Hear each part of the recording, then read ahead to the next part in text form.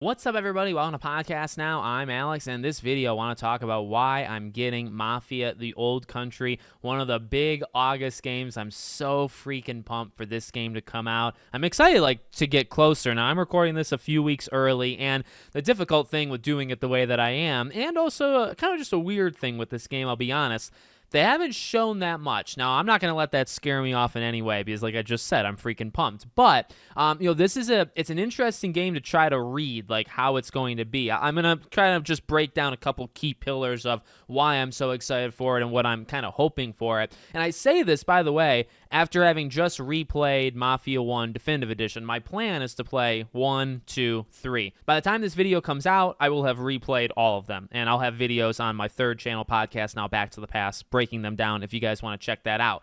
And I think I remembered why I love this franchise so much. And even at its worst, or even when a game like, say, Mafia 1, that I think is spectacular, but it does have some weaknesses, why the games stand out. And those are the things that I want to see in the old country. So, a few things we know, right? Or one big thing is, the length. We know this is not, this 30, 40, 50-hour thing. More reminiscent, I guess, like Mafia 3, more in, that 30-hour range. This is going to be a very condensed, almost on rails type, probably not literally, but this is probably going to feel more Mafia 1 and 2 than Mafia 3. And I think that's a great thing. And I think, again, the only weakness so far has just been that they haven't shown us too much of the minute-to-minute gameplay, okay? Shootouts and brawls and things like that. But again, replaying 1, I remembered, okay, what really I love about this franchise is a couple things. Stories tend to freaking kill it, right? They do such a good job building and, having a couple twists, but just having some amazing moments, characters. I guess that goes into that one. That's a big thing, I think, with this entire franchise. I'm very excited to meet Enzo and get to know him and see what happens to him, I guess, at the end of the day. They do such a good job with that. And maybe, number 3, right? Story, characters, setting. I really think, and it's something I don't really think I've appreciated until more recently, the thing with Mafia, right, is it's not trying to be these other open world games where, it's putting you in a world, but it's not really open, right? Specifically, you say you do Mafia 1 and 2, and you're very much you get in the car and you drive. Technically, I guess you can drive anywhere, but you drive, and but I mean that's kind of where I left it in my head. What I've now realized more is it's about kind of everything else. The buildings look the part, they look the time period, and people walking on the streets or the vehicles, right? Everything looks like it should at that time, and that's what kind of plus the storytelling and the enriching of the storytelling and the characters. That's what makes it so special. So I mean, look, I haven't really talked about Old Country all that much, but it's these are the things I want to see in it, and what we've seen so far. I mean, we've seen some kind of high octane, kind of car chase, gunfire type things, in the trailer. And it's all I'm looking for is a really good story, a really nice cast of characters, make us feel like we're there. And a lot of these things, again, they classically do, they're really good at. When it comes to the gameplay and things like that, it's again, having just, I played 1, I finished 1 a week ago, so it's right in my memory.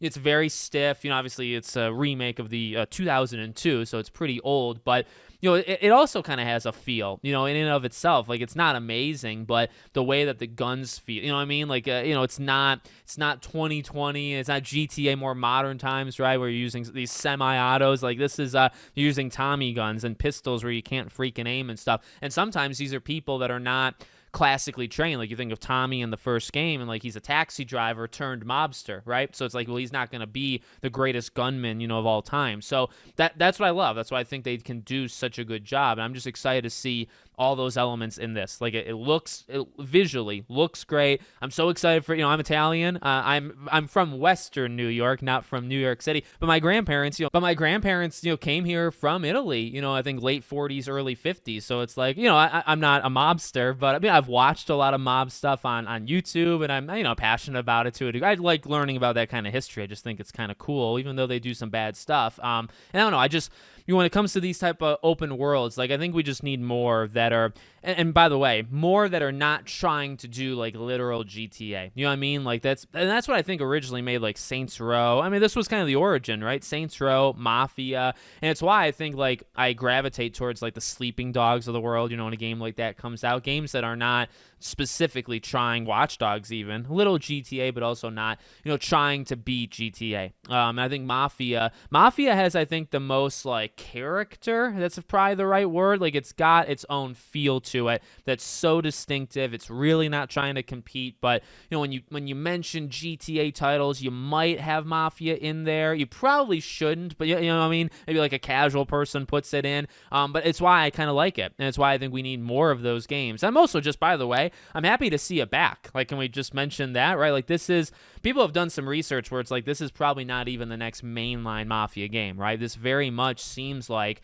an 8 to 10 hour thing, smaller in scale, and they might very well have, remember there was always the rumors of like Vegas, and I talked about those rumors 5 years ago.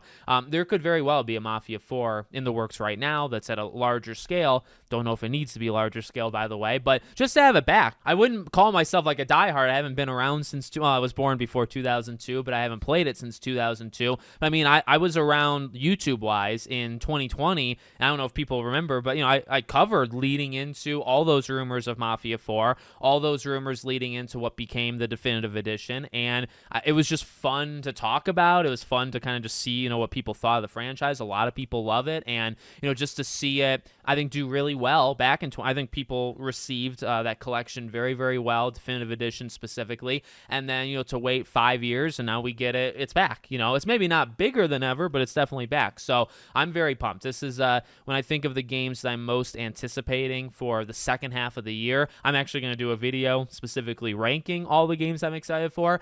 It's probably top 5. Like, I don't really know. It's probably not number 1 or 2, but it's definitely top 5. Like, it is a game that I've circled for a long, long time, and I don't necessarily need to race through it because I feel like it's just going to be a shorter game, but I'm ready for it. And early August too. It's not like you even have to wait throughout August. So let me know what you guys think in the comments. Make sure, as always, you're subscribed to the channel, bell icon turned on, and I hope to see you all on the next one.